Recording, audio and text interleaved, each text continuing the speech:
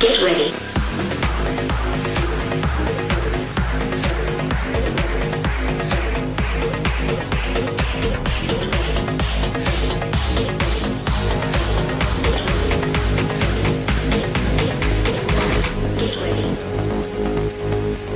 Showing that anonymous communication is bloody difficult to do at scale and censorship resistant.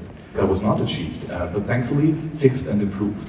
After numerous software updates, all Tor relays are much more stable now, and hidden services are much more stable.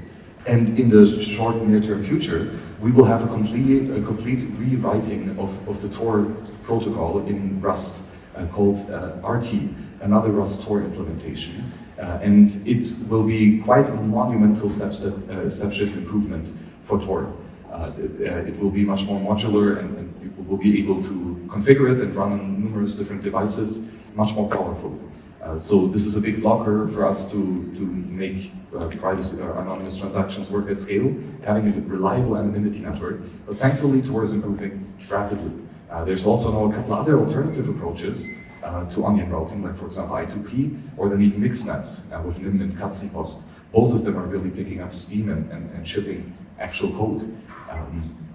And in Bitcoin, we can make improvements to the network layer privacy as well. BIP 324, it is called, I think, opportunistic network encryption for Bitcoin, where finally we have encryption in the Bitcoin protocol, in the sense that when you talk to another peer on the Bitcoin network to get a block or to broadcast a transaction, finally that will be encrypted and no longer clear text on the wire, so that any internet service provider can sniff out the traffic. And the beautiful thing is that this encryption scheme results in a perfectly random bit stream of data, the ciphertext, so that any outside protocol who would like to look indistinguishable and like Bitcoin just needs to produce indistinguishably random bytes. And it could be Bitcoin traffic, or it could be that other application that is using the same peer-to-peer encryption standard as Bitcoin. Right? We've created a nice pool of anonymity that starts off with Bitcoin users, but can be a bunch of other users in the future. Also useful still if you use the Tor network, not as much. And then on Bitcoin, I think on-chain privacy is solved at this point. Wasabi 2.0 as it stands now, it's a good enough solution to making blockchain transactions that are fully anonymous. The trick is super simple. Just make really large transactions. Because inside the Bitcoin transactions, we already have perfectly anonymous value transfer. There is no cryptographic link between the second input paid the fifth output. That doesn't exist. All outputs get destroyed, and atomically, all outputs get created. Sorry, inputs destroyed, outputs created. And there is no flow of funds in between. Perfectly anonymous, as good as Ecash, in fact. The only downside is, in the past, we built really small Bitcoin transactions where we had really small anonymity sets inside a transaction. But if we increase the size of the crowd, add more inputs and outputs to a transaction, we can benefit from Bitcoin's native anonymity that it provides. That is super strong, actually. And we can now leverage these large on-chain transactions to do all types of other things, like, for example, opening Lightning Network channels. The Lightning Network is a way to send Bitcoin, but without requiring a global consensus update. Right? Not everyone has to read and validate this transaction. Only the peers in the channel and the people along the route of multiple payments channels need to keep up of this payment in order to settle it. That's a great privacy improvement, that's a great scalability improvement, and it's now bullet or battle tested for the last 4 or 5 years, and working quite well by now. But we can improve the privacy of Lightning even more by, for example, using coin joins to open and close Lightning Network channels. One of the big problems right now, when you do on-chain transaction with your Lightning node, just by looking at the blockchain, I can still see a lot of activity that is happening. I might find out that these 5 payment channels in fact belong to the same person because they were all created in a peeling chain, for example. Or they were closed together in the same Dutch transaction. So coin joins improve or fix blockchain level privacy, and we can use Lightning Network's blockchain anchoring to just upgrade it with coin joins and make sure that nobody knows that this input paid that output and that it in fact is a payment channel. and or that these multiple payment channels belong to the same node, just by looking at on-chain activity. And leveraging the solutions of layer 1 to make sure that layer 2 is even more secure. Another thing that we added in layer 1 was Taproot, Schnorr signatures, which is a mind-blowing improvement. Because Schnorr signatures are fundamentally a very simple, very elegant signature scheme that can be built to abstract a lot of other really, really cool stuff. The classical, of course, is multi-signature or music. Whereas in the early days of Bitcoin, the verifier needed to know that there are 3 public keys that should authorize this transaction, and 2 of those then are required. So the verifier needed to know the individual public keys that are in the multi-signature and how many public keys there are, what's the threshold, right? And which public key signed. All of this was revealed to the verifier. Versus now with Schnorr, we have music, meaning we can aggregate those keys, where 100 public keys are aggregated to a single public key, and 70 or 80 or whatever out of these have to sign in order to produce a single valid signature valid for this public key. We can do this for multi-signature schemes, so 100 out of 100, or we can do this for threshold schemes, like 2 out of 3. And with the threshold scheme, there's even another crazy cool thing that if you have a 2 out of 3 frost or rose signature scheme, then the 2 people can kick out the 3rd one, right? And make an off-chain key rotation where some magic that I don't quite understand, the 3rd person can no longer be part of creating a valid signature. And you can add new participants into this multi-signature and even, I think, increase the threshold scheme as well. So changing a 2 out of 3 multi-signature to a 4 out of 5, for example. And all of that without making a blockchain transaction and without changing the public key that's referenced on the Bitcoin blockchain. Right? And so this means that Lightning channels, which are 2 out of 2 multi-signatures, look indistinguishable from a 1 out of 1 single signature scheme now, or from a 11 out of 15 liquid federation scheme. Right? And we have Taproot's inputs and outputs already right now in Wasabi contracts, right? For multiple months. There could be multi-sig users in these CoinJoin transactions, or not, or it could be a Lightning Network channel opening and closing, and that provides a lot of ambiguity that improves the first layer privacy and also the second layer privacy. Another big part in Lightning is routing payments. It's not just about the payment channels, it's about making a payment to someone else whom you don't have a direct payment channel to. And in this case, we use currently hash time-locked contracts, which is basically a message, and you hash it. So you have a pre-image and a hash, and you say you commit to the payment by here's a hash, and you get like I pay you if you reveal me the secret, basically.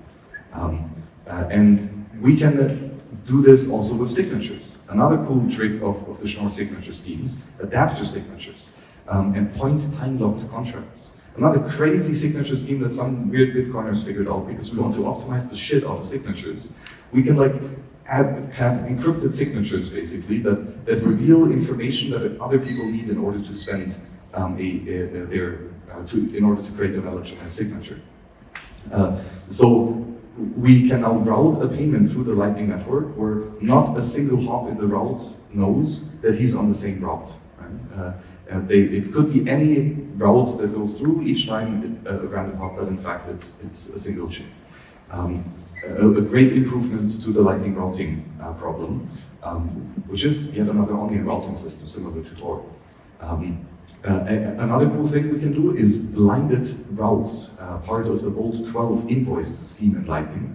So when you request someone to get paid, you can tell them not, hey, this is my public key of the Lightning node that I want to get paid in. But you say, look over there's a public key. You can route to this Lightning node and give him this piece of ciphertext, and that route can figure out the next hop, who encrypts a piece of ciphertext to figure out the next hop, to figure out the next hop, to finally end up with me. Meaning that finally the receiver no longer has to reveal his public key and his node identity in order to get paid. Basically hidden services in the Tor jargon, in the sense that they can be either you can either reveal it directly, hey, this is the public key, please reach me here, or you can run an anonymous hidden service, which adds multiple hops blinded for each request, so that even the receiver of a message in the Tor network can stay private.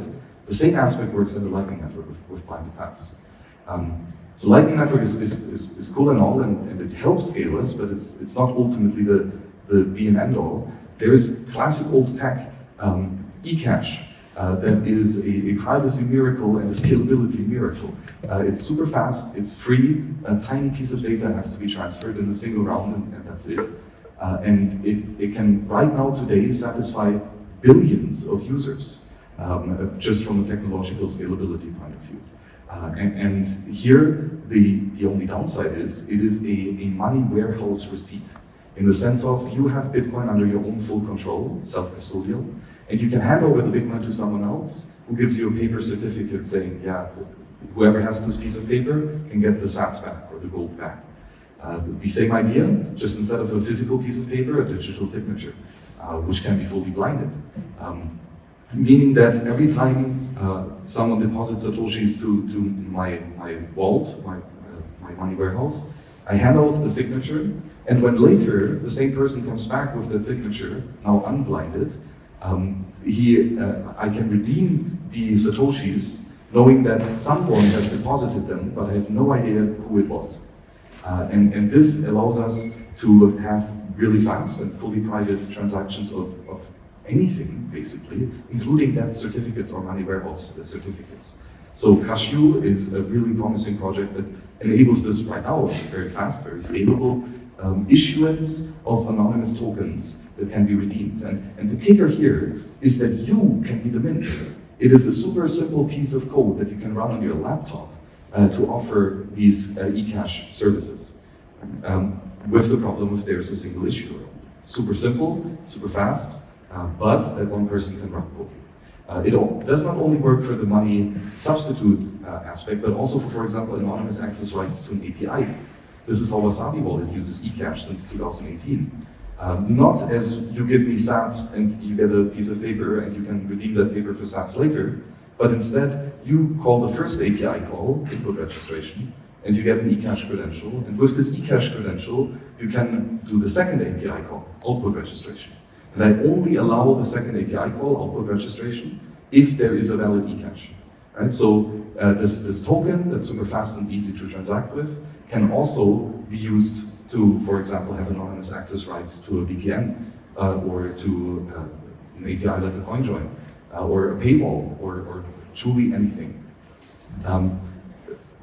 Another step of improvement, probably invented here in Prague on both the conceptual level with Script and on the implementation level with Federated, is Federated Ecash, where we no longer have a single computer that has the magic private key to issue these tokens, but instead a federation of 3 out of 5 or something else, where if one of these mints is malicious, still you are secure, right? Because there are other participants in the bank or in the API provider that check the other participants. Right? So a rogue actor cannot run away with your money, but the majority of the service providers still can. Right? So it's a clear improvement, but it comes with a lot of extra complexity. Right? As soon as you try stuff in a federated or decentralized way, it blows up into complexity. And that's where there are big benefits over centralized systems like Cashu and Wasabi, or Wasabi, versus the federated model of Federated. Where both are very useful, but very often the trade-offs of the centralized model make sense too. And well, there's even more coming, right? Because there are RGB is another extremely interesting project that really adds a lot of privacy to everyday transactions. The idea is again not to have a global consensus about this current state of who has how many tokens, but instead to have only the client validate how many tokens exist and who has them, etc. Well, this is a very private and a very scalable aspect, because not everyone needs to know every transaction of everyone else, very similar with the Lightning Network. But with RGB, this is more of a general computation platform. So a bit similar to Federated, where we can run quite complex smart contracts in this federated environment, as similar as possible with RGB. where smart contracts can, for example, express tokens, both fungible and non-fungible, or digital identities, etc. And these can be transacted in a way that it is double spending protected, meaning you can only send it once and not a million times to many people, but in a very efficient and very private manner. So I think in just this short overview, we can really see that privacy is at the forefront of mind for a lot of different Bitcoin projects. And the effort of the last couple of years is really showing.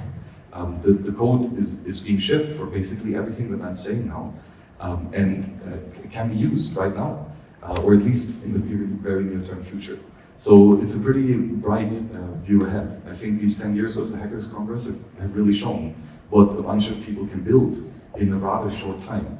And if we look back to the technology stack that we had in 2013, it's nothing of what I said existed. But it is here now, and we can use it now. And just imagine that same progress extrapolated for the next 10 years, and probably even more so. So it will be a breathtaking future where we can see of what the next generation of cypherpunks is going to build with all of these new building blocks that we have now discovered and defined. Because the next levels on top are going to be wild. So the near-term future of anonymous transaction is looking pretty damn good. I think we got it covered. Thank you very much.